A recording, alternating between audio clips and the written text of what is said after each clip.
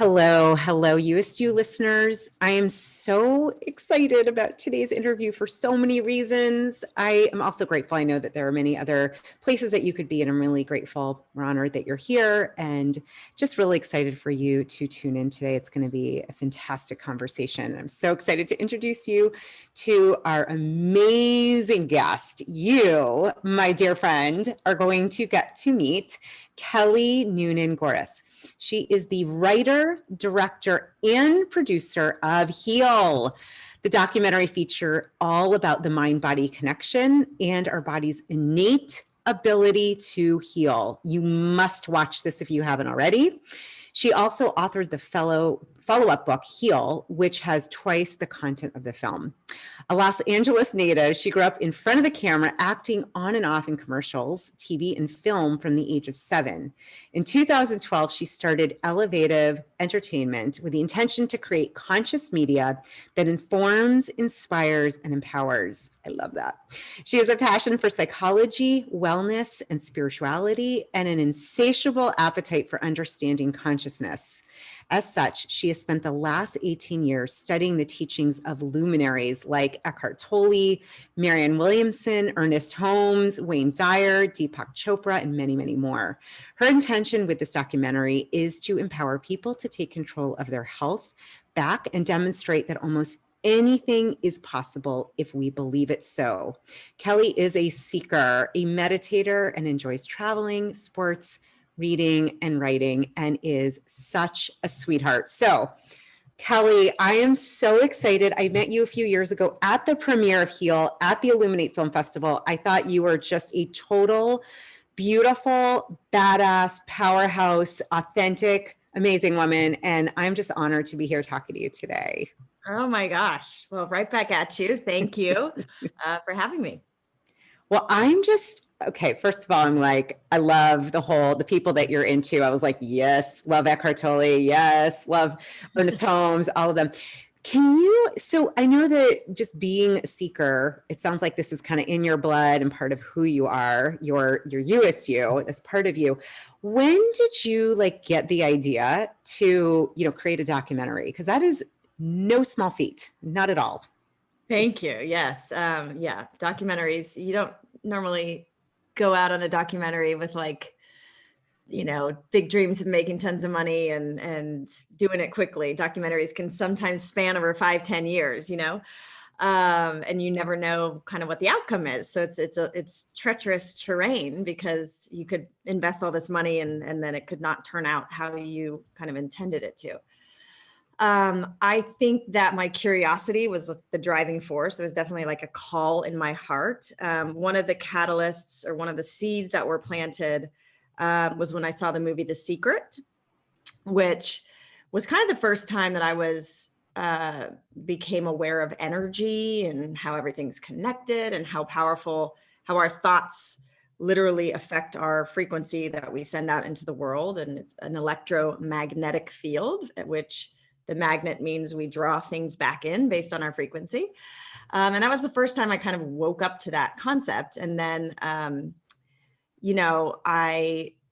it sent me on a path to dig deeper into learning. And I started listening to Abraham Hicks as I was training for marathons, and I'd be driving to auditions and listening to Dyer, Change Your Thoughts, Change Your Life, so I was just kind of consuming this new information, and it was so empowering. And I grew up in film, as my bio said. And so I was always on film sets, and I was always I kept, quitting acting and then coming back to it, almost like part of me didn't want to pursue that career. But then every time I would watch a film, I was so moved by that medium of storytelling. So, film was a natural kind of empowering, it empowered me so much in my life. So after going down the rabbit hole and learning about energy and then I was turned on to Bruce Lipton's book, The Biology of Belief. And I remember being at the gym in Santa Monica, reading a line out of his book on the Stairmaster or something.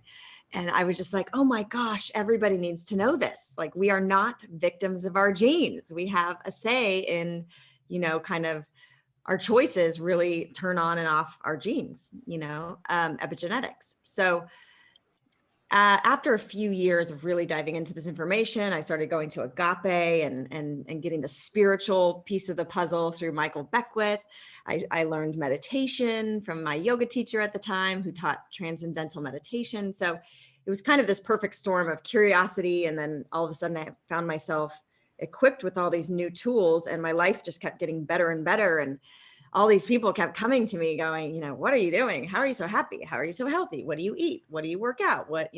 Before, this is the days before influencing occurred. It was like 10 years ago. Or social media influence. There's been influence throughout time. But so I finally just said, you know what? I want to put, much like The Secret, I want to put all of my teachers into a film to empower others and teach them tools like I've been taught in the past few years. So that's kind of how it grew to be. Oh my gosh. First of all, I'm like, this is my soul sister.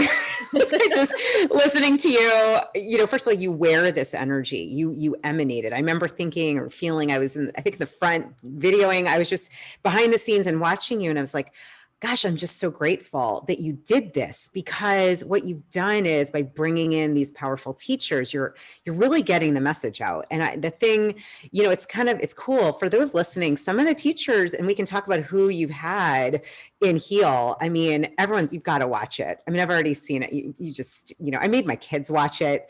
I was like, if you're in my household, you're going to have to watch this at least once. It's just the way it goes. But, Dr. Bruce Lipton, Peter Crone, Greg Braden, and just I had HeartMath, the CEO of HeartMath, who talks, it's all this ability to heal within. It's so powerful. And most people don't get that or know that or are not taught that. Yeah, so, we're completely conditioned to look outside of ourselves to heal, which is great for the pharmaceutical industry because, they kind of, and a lot of us, I mean, even in social media, if you didn't see the social dilemma, you just, until you see things that wake you up to how much we are influenced, there's that word again, by advertising or messaging or,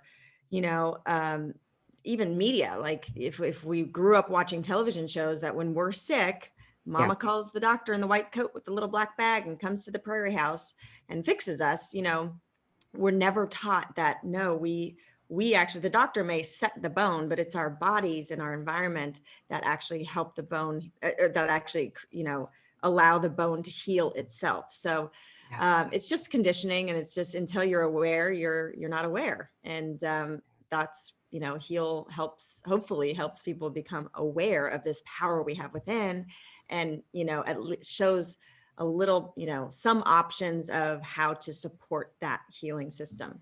I do want to get into some of the key takeaways. I have so many questions. I'm going to manage myself. One of the questions, because I sometimes can hear people like, so tell us, because you started to do this documentary, you're coming so clearly from heart, from this deep purpose to help people really get the healing within. Can you tell us a little bit about, because you see it and it's like, oh, it just happened. I'm assuming this took some time and some energy and some something for you to really, to put it all together, to direct, to produce it. I mean, to create such a masterpiece. Maybe a little behind the scenes, like what did that look like? How long did it take? I don't know, whatever you're comfortable sharing. So curious. Totally. I love to share this because I want to encourage anybody. I really believe, and maybe I'm just like a total spiritual optimist, but I see the evidence show up in my life over and over again that I just have to preach it from the rooftops. But I really believe that if you have a calling in your heart, that with that calling comes everything and all the abilities that you need to see it come to fruition. So a lot of us lose faith in ourselves, or have that voice in our head of doubt overpowers our desire.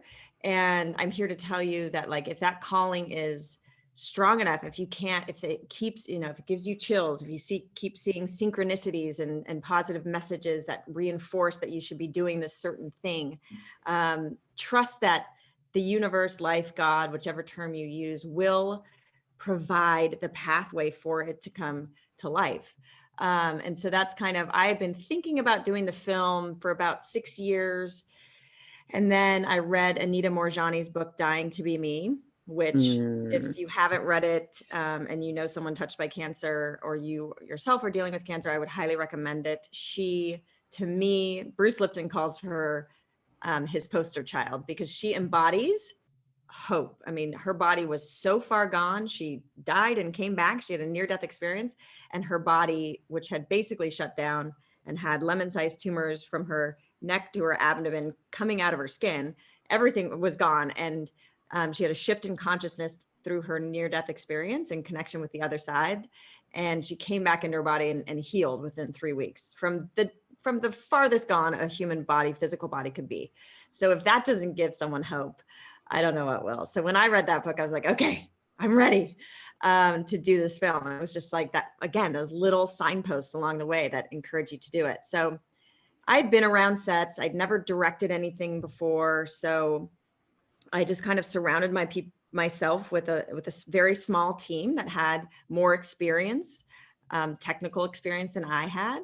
But I had the vision. I had a very clear vision and passion. And I knew that when I said yes, like the universe would conspire. And that's kind of what happened. It was just, and in difficult times, you know, I just threw up my hands and was like, you're the one who put this calling in my heart. Show me the way. Like, I don't know what I'm doing, you know? And it was just cool. The crew that I hired, they were all very aligned as far as their like spiritual journey. So we were all forced to practice what we were preaching. You know, we were interviewing people that were telling us that stress breaks down our body and causes all these chronic illnesses. And doing a low budget documentary is a very stressful process. There's a lot of moving parts that you have to be very creative with because you don't have endless resources. And so it was just really cool for us to all go through this process and really practice what we were preaching.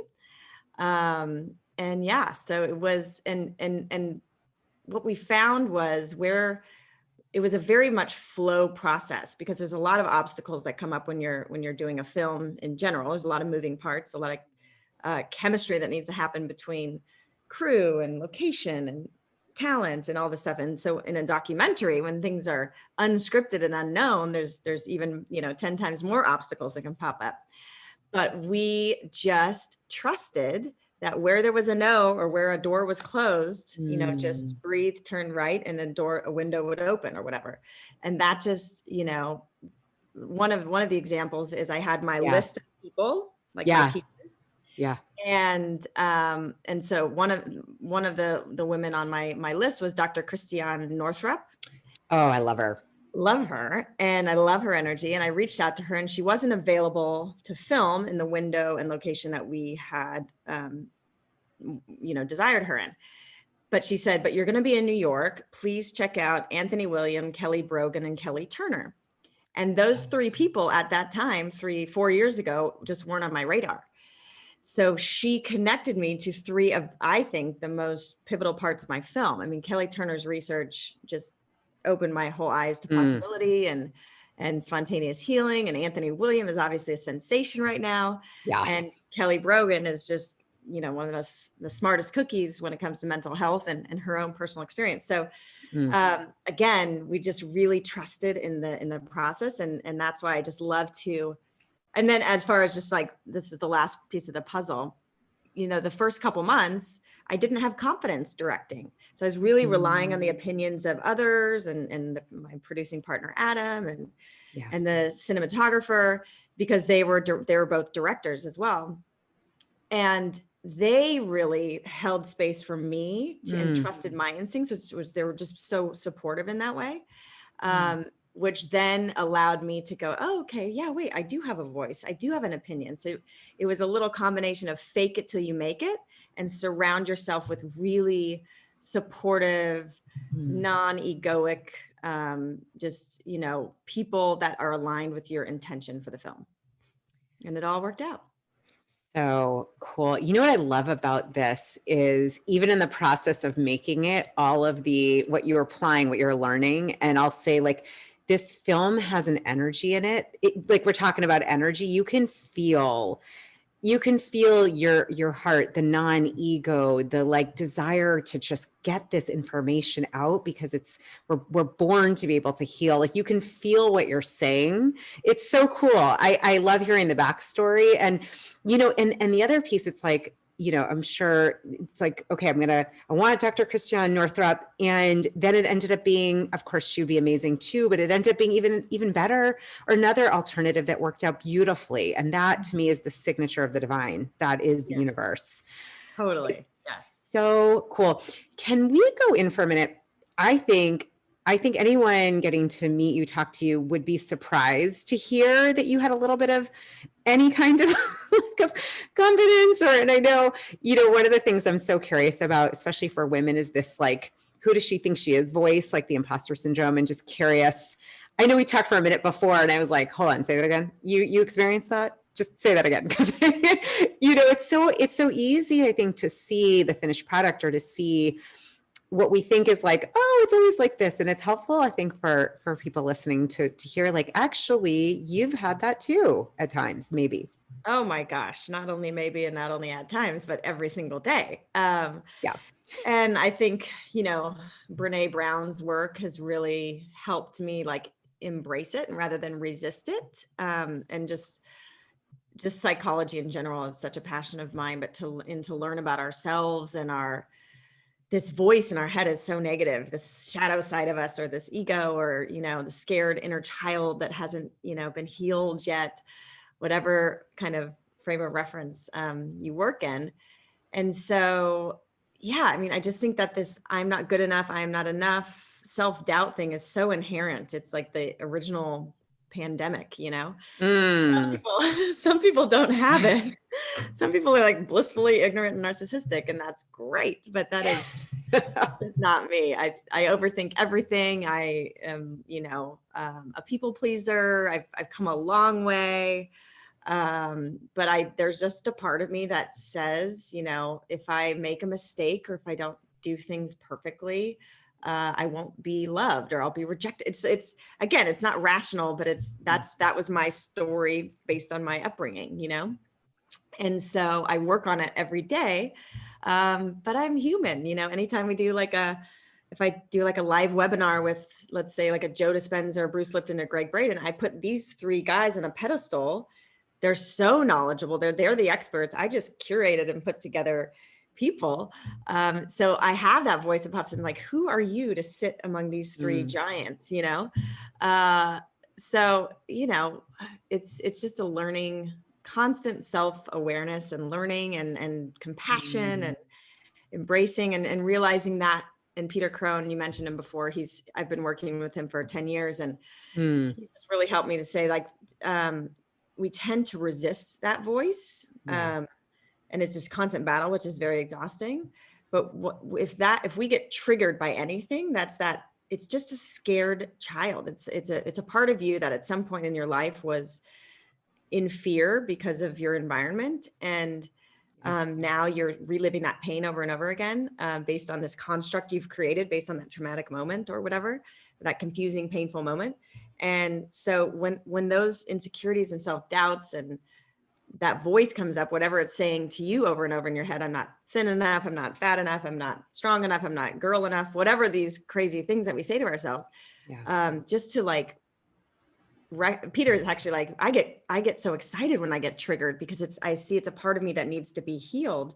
And it's just this little boy in him, or this little girl in me, that just needs to be embraced and felt safe, So it's if you can start to look at those triggering moments as kind of flags going, oh, this is just a scared little part of you, and just all she's asking for is some compassion, and and then it kind of separates you from that voice, so that so you can kind of start to regulate your heart rate, and calm down, and get grounded again, and realize that's not truth, Oh, that's beautiful. I love that. Like, even bringing in these principles of healing, like that little girl, little boy, that part of you. It's so interesting. This morning I was, you mentioned, I'm just love TM. Like, it's become I don't do crack, but it's that like I like, thank God for it. Like, should never like put meditation and drugs, but it's seriously, I'm heavily, what is it? I'm heavily meditated. Yeah. You're a med head. I'm a med head. Right? That's hilarious. I love that.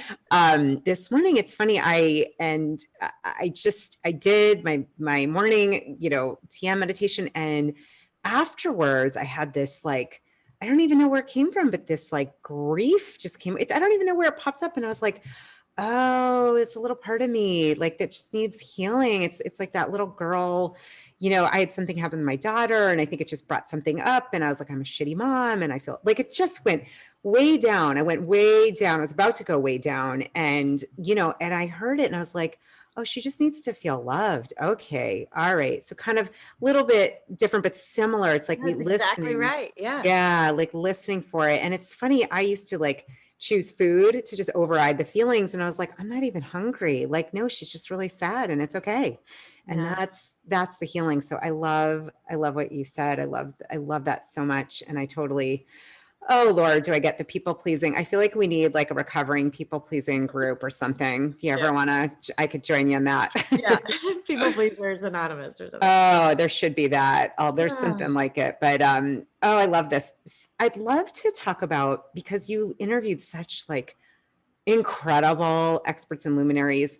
Like, do you have any key learnings or takeaways that literally changed your life? I'm sure there are a ton, but maybe the ones that stick out that everyone's going to be like, hold on, let me get my pen and paper for this. Oh my gosh. Yes. I mean, so many.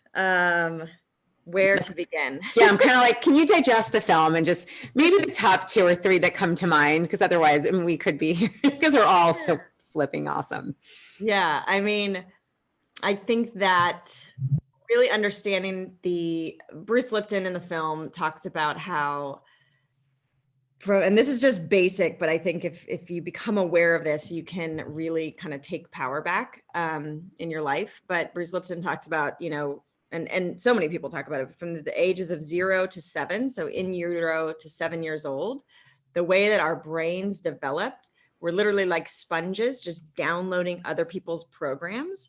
So I think this is so interesting. And he says 75% of those programs are negative and limiting and disempowering. So also he talks about epigenetics, which is your genetics are just a blueprint. It's actually your environment, and your internal environment takes your perception of the world, which is your belief systems, color the lens through which you look at life based, like for the easiest example, if you have a fear of snakes because you got bit by a snake when you were a kid, and your best friend was raised in a snake charmer village in India, and think snakes are sacred and friendly and whatever, the two of you walking down the path, you are going to have a stress response seeing a snake. The other person's going to have like a joy response seeing a snake. 2 different responses based on perception, same thing. So your perception then creates the environment for your cells and your genes. And, if you're eating a toxic diet, if you're sedentary, if you're high stress, if you're in kind of that negative environment, you're going to turn on a lot more sick genes than someone who's eating clean, whole food, connected with nature, doing things that, is not in a stressful job, but in a job that fulfills them. That's a positive environment versus negative environment in layman's terms. The negative environment is going to turn on a lot of sick genes. The positive environment is going to turn on a lot of health, wellness genes. And, you could be twins and with the same DNA, and one's going to be sick, one's going to be well. Mm-hmm. So if just knowing about epigenetics, then knowing that we're downloading other people's programs in our childhood, and those become our subconscious programs that color our perception of the world, which then leads to what causes us stress or doesn't cause us stress. We can understand why things get passed down from generation to generation and how we need to do the work on ourselves so that we break these generational patterns, make better choices, teach our children better choices.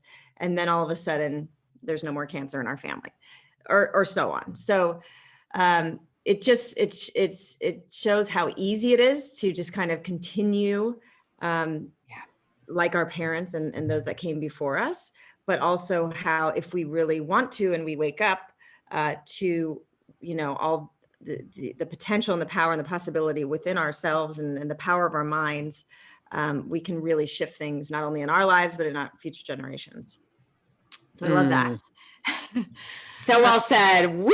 That is, and by the way, I'm taking notes. These will be in the show notes because I'm sure people listening are like trying to write. So well said. That was beautiful. So yeah, and it also, the other thing is like it because I truly believe we're co-creators with life. So and life will just kind of gently nudge us, tap us on the shoulder, whisper in our ear if we're not making very good choices based on our, again, subconscious behaviors and belief systems, which again are subconscious, so we're not aware of them. We need to become aware of them before we make empowered decisions.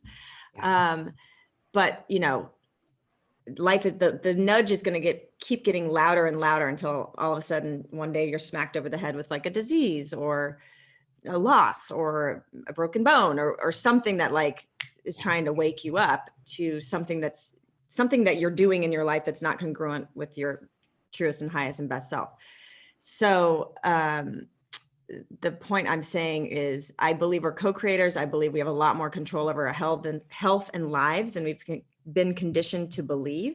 But that doesn't mean if we get a disease or if something bad happens in our life that it's our fault, because again, these things are subconscious. So 99.9%, I would say 100% of the people that we talked to that had an inspiring healing story from a pretty gnarly diagnosis, all of them would look back, even if someone was like burned in a fire or had an amputation or, went through stage 4 cancer, and every single one of them looked back and said, I wouldn't change a thing. My disease, my diagnosis, my trauma was the greatest gift that was ever given to me because of it was a wake-up call.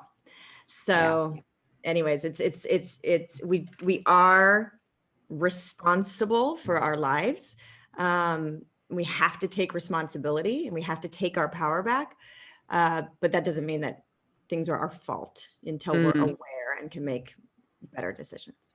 That's beautifully, beautifully said. And I thank goodness don't have anything extreme, but having had my thyroid stop working, this autoimmune thyroid condition, I can say, it's been a wake up call 10 years ago to speak my voice, like your throat chakra. And what am I doing right now? It's like the healing I found the medicine comes in the whatever was missing. And I have to say it was a wake up call. I mean, I'm grateful it wasn't something more extreme, but it's so powerful to hear that nobody wished it didn't happen. They all thought it was a blessing. Amazing. I just got chills when you said that. Oh, I've had chills almost the whole time you're speaking. I'm like, this is so good.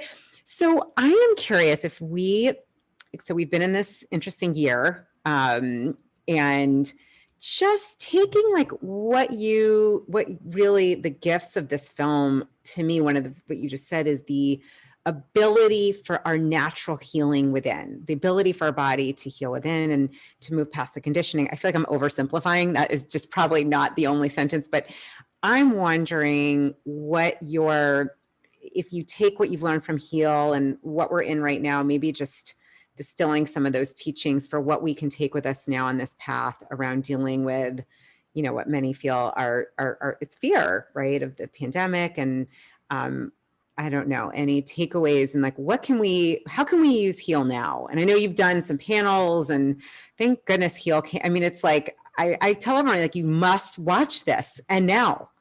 Must. Thank you.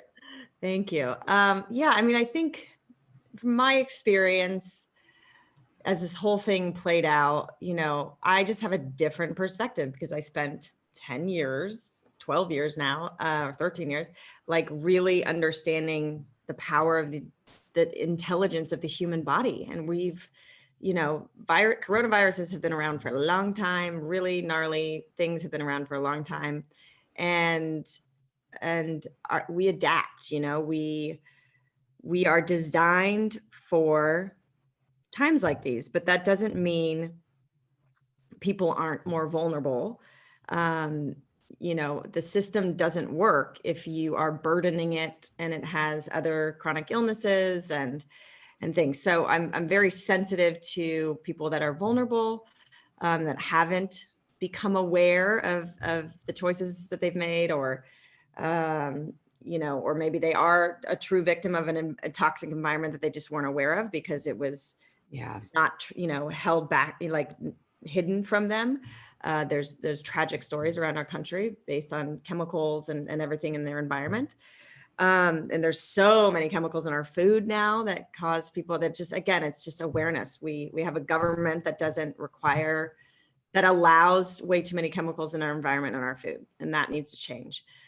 So, but the bottom line with this whole thing is I just didn't get caught in the biggest pandemic to me was the fear pandemic, the panic, and the media completely poured the gasoline on that fire.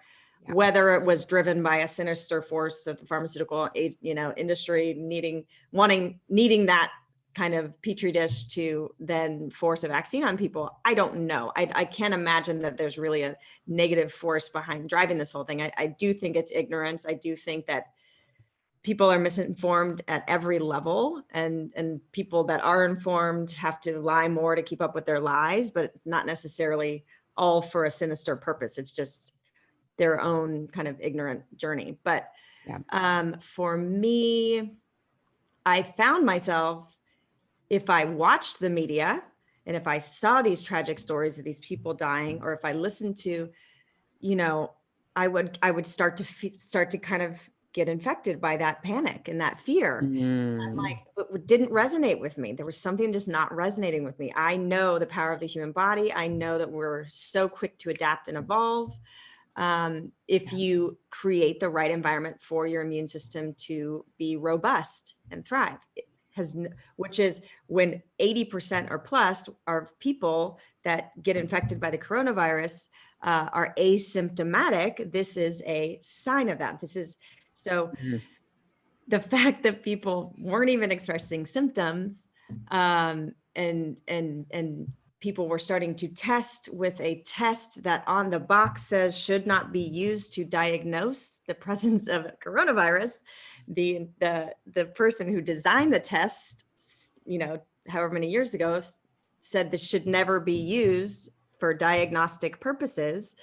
There's just a lot of misinformation that people are unaware. And when the media stirs up, everything is to capture your attention. If you think of the social dilemma, it's the same with news. They're competing for eyeballs, and eyeballs create more advertising dollars. And that's that's the network's goal. So again, the reporters aren't bad people. They're doing their job. They want to keep their job to feed their children, but they're in a system where the more salacious and the more negative spins they can put on their headlines or their articles, the more clicks and more time people watch. And so if you really step back and look at that, we're just on this hamster wheel of fear. And it's been a little bit of a nightmare.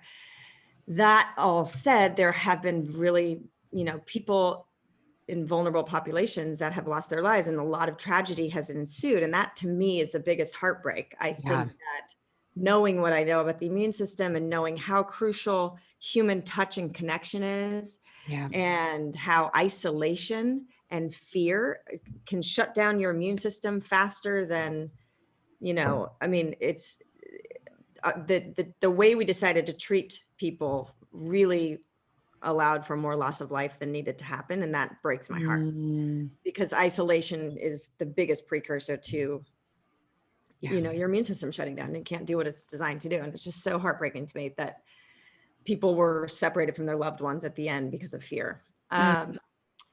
So that's the biggest heartbreak for me. I'm praying this thing, and soon. The thing about the vaccine is I'm just glad that there is a remedy out there for people's fear, and nobody really knows the efficacy yet. But if it helps people's even in just the basic placebo effect, Yep. to gain confidence and connect with each other and hug each other more. And Yeah. I mean, I think if you hug someone, if you have 7 hugs in a day, your immune system is like boosted like by 100% or something.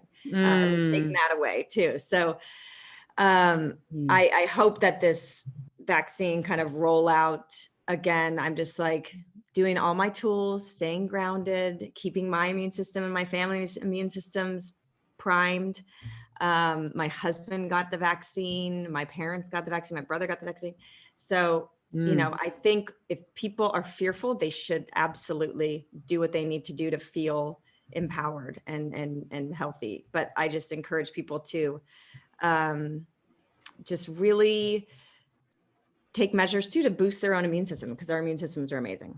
And so far, you know, no corona for me. And but I know people who have lost really dear loved ones to it. So it's been a real nightmare.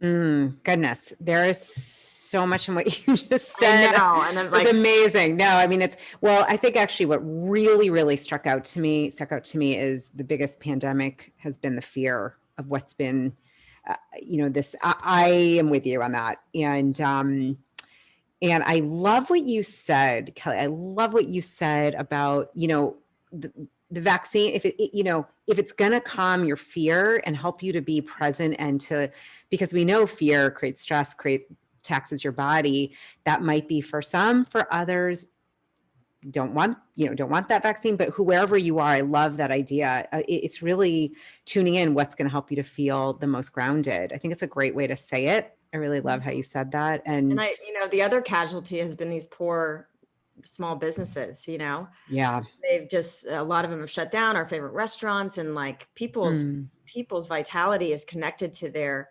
contribution and their work. And that also just breaks my heart that so many businesses have been sacrificed. And so I'm just, the more that people can gain confidence and get back into life and travel and not even just for, I mean, to boost economy and to give people their livelihood back, but just, you know, that needs to happen sooner than later, you know? Yeah, I'm so with you. Well, I think there could not be a more powerful time for Heal to be out there. And, you know, I'm just thinking, we talked early on about really trusting that nudge. And had you not listened, you know, if you'd let that fear voice override, I mean, we wouldn't have this. We wouldn't have this today. And it's really like, I say that for everyone listening, you know, because Kelly, you were saying like, you kind of sat with it for a while and you kept feeling it and hearing it. And finally you're like, all right, I'm going to do it. And universe, you're going to help this to happen, which I love that. And that's, all of us can learn from that. If you have that nudge, if you have that, I call them heart flares. If you got a heart flare, you got to follow it. You have to. Yeah. And everybody, even the Bruce Liptons of the world, Michael Beckwiths, the Brene Browns, whoever you put on a pedestal in your, you know, kind of pathway to your dream, they were in your position at one time where they were like, not yours specifically, but any listener out there that has a calling and is too scared to take the leap, or they don't feel that everything's teed up, or they're not quite ready. Just like, you don't have to force yourself before you're ready, but just really trust that the reason that dream is in your heart and calling you and nudging you and whispering in your ear is because you're supposed to bring that dream, that vision to life. You know, the world needs you. And Brene Brown was just Brene Brown at one point, like Julie, Kelly, like before we actually went into action, we didn't have a story to tell. And you will look back in the future once you answer the call and you will have a story to tell. And we need to follow your heart. My goodness. I'm like, I am in whatever heart coherence it is, whatever that state. I'm like, oh my gosh, girl, you're just singing. I'm so vibing with you. This is like, I hope everyone's listening and just really taking this in, because I'm so with you. Everything you're saying, I'm like, yep, chills, yep.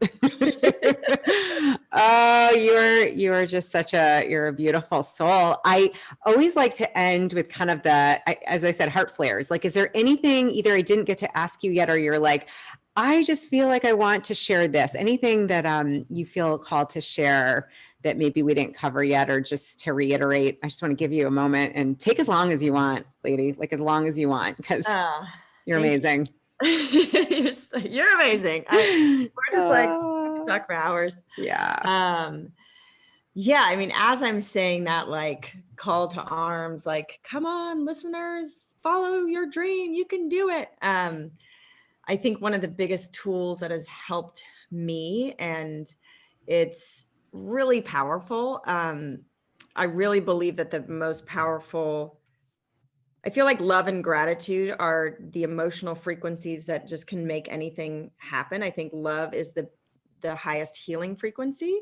I think that it's the energy. Anyone I've talked to that's had a near-death experience, or remember, they describe this when they cross over and they leave their body. It's like this unconditional love that surpasses all human understanding.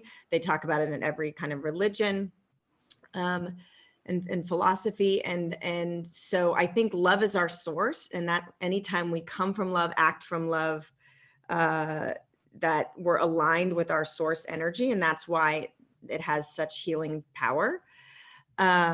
Gratitude, I think, is the biggest creative force in the world and at our disposal. And I think it, for me, as I was leading up to the documentary, one of the tools I took away from The Secret was gratitude journaling, and to write in a journal. Writing is kind of my therapy. I love to write. And so, maybe you're more of a thinker or a painter, and you can implement gratitude work that way. But I write in my journal every day things that I'm grateful for that actually exist. So like, I'm grateful for my 2-year-old daughter, Riley. I'm grateful for my family's health.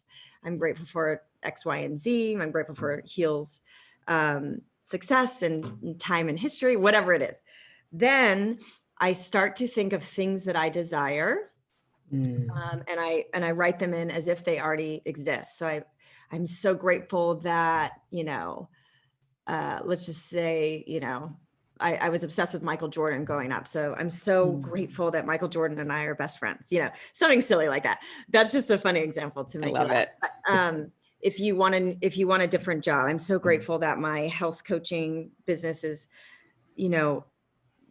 flying off the ground. And I'm so grateful that my husband got a promotion, whatever it is that you desire. It's like, I'm so happy and grateful. And you spend time and you just feel the feelings of that being true. And I've done this practice for so many years. And not only does it just feel good to be grateful, but it really changes your frequency, and it sends that kind of picture out in the world. It's the same as like a vision board, and I'm right now doing a manifestation meditation where, and this is how Joe Dispenza healed his spine, is basically using his mind for visualization, and then bringing in the gratitude that he would feel once that thing was visualized and in his life. So he'd visualize it as if he was experiencing right now. In his case, he was visualizing his spine being healed and him running on the beach again and watching a sunset with a loved one, because at the time he was doing this, he was paralyzed and face down on a bed, couldn't walk, couldn't shower, couldn't do any of these things. And he would visualize once he healed his spine, that he could take hot showers again, and how that would feel, and be so grateful. And so it's combining that elevated emotion with the visualization, and gratitude is the most elevated of all emotions in my book. And so whether it's meditating and visualizing and being grateful for that, what you want as if you already had it, or writing it in a journal, or putting it on a vision board, or just imagining it as you walk in nature, or painting it in a picture, whatever your methodology is, gratitude, I believe, is the greatest creative force. So if you have that calling, have that vision in your heart, start visualizing it. It's a way for you to use your imagination in a playful way, which we don't do anymore. We let our mind be hijacked every day by stress and negative media and worry about the future. And that's using our imagination non-constructively. We're using our imagination to focus on what we don't want. So we want to just practice like focusing on what we do want, and being grateful for it coming into fruition. And that's kind of in my little kind of life hack that I want to share with you. Ooh, I love it. I love it. What's so fun with you is you're so clearly living it and being it. And so you can just, if you're listening, I also recommend you watch this one too, because we have it on YouTube as well. Like your energy, your light and your energy and your joy. I'm like, I think I'm high from your energy. Just being here today with you was just, and you radiate that. It's really gorgeous. And the thing I love about what you're saying too, Kelly, is this, it's like, this is free. This is within each of us. This is something we all can do. I was laughing because I'm like, when I was 7, I would, brush my teeth and I was totally thinking I had a headphone and I was interviewing people all the time. No way. Oh yeah. There was always like a camera and I was like, okay, we're going to interview you. I did this all the time. I just assumed that's what people do. And then realized, oh my gosh, I had this whole imaginary world all the time. Yeah. Wow. Yeah. Now I know. And I'm like, oh my goodness. I was like, whoa. And it just came together. I was like, I used to do this with my toothbrush, but now I have a big, I'm not, handing you the mic, but you're not looking at my toothbrush, which is probably a good thing because no one needs that. But it's the mental picture. So this stuff works. Really, really cool. You're an early adapter. I'm impressed. Well, yeah, I mean, it took a long time away from it. And then I was like, oh yeah, that's right. I wanted to do that. Thyroid's like, I'm going to turn off until you start using this chakra. Yeah. Use your voice. Pick up that toothbrush again. Yeah, pick it up. No, really, that is like actually in a nutshell kind of what happened, minus a little bit of like, dark night of the soul. But other than that, it's all good. It's good now. Good.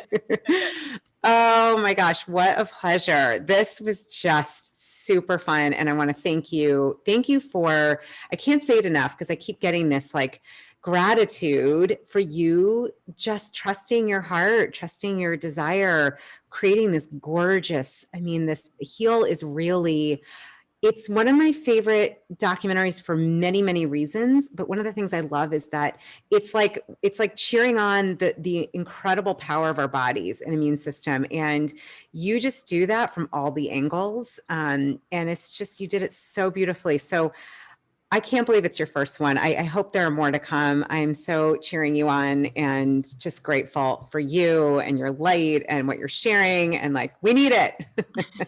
Thank you. Thank you for having me on. And like I said, you're a light as well. And we're feeding off each other and talk for hours. So just thank you for all the light you bring to the world and for having me on.